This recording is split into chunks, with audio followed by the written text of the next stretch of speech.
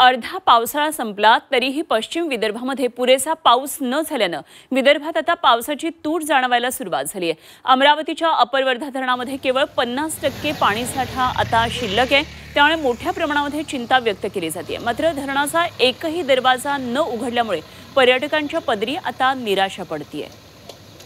धरण परिसरातून या संपूर्ण परिस्थितीचा आढावा घेतलाय आमचे प्रतिनिधी अनिरुद्ध दवाळे यांनी।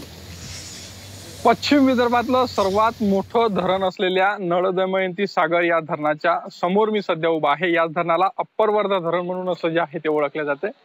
सध्या जर पाहिलं तर या धरणामध्ये केवळ आणि केवळ 50% जो आहे तो जलसाठा या धरणामध्ये शिल्लक आहे आणि त्यामुळं या धरणाचं आता एकही गेट जे आहे ते उघडण्यात आलेलं नाही आहे। त्यामुळं अमरावतीकरांची जी आहे ती आता पाण्याची चिंता वाढलेली आहे।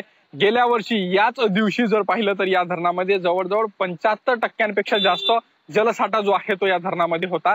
मात्र आता जर पाहिलं तर आता या धरणामध्ये केवळ आणि केवळ 50% जलसाठा जो आहे तो पाहायला मिळत आहे। आता जर पाहिलं तर इथे कुठल्याही प्रकारचा पाणी या धरणातून सोडत नसल्यामुळं पर्यटक जे आहे ते अक्षरशः निराश होत आहे। आपल्यासोबत याच विषयावर बोलण्यासाठी पर्यटक आपण त्यांच्याशी बोलणार आहोत। सीझन मध्ये आलो होतो आणि आज जेव्हा येऊन पाहत आहोत त्या उलट दृश्य आम्हाला दिसून राहिलं।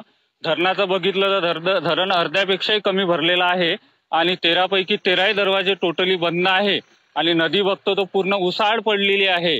नदी पात्र सध्या कोरडं असलं तरी धरणातही सध्या 50% जलसाठा इथं पाहायला मिळतोय। व्हिडिओ जर्नलिस्ट सागर ताडेसह मी अनिरुद्ध दवाळे, झी मीडिया, मोर्शी, अमरावती।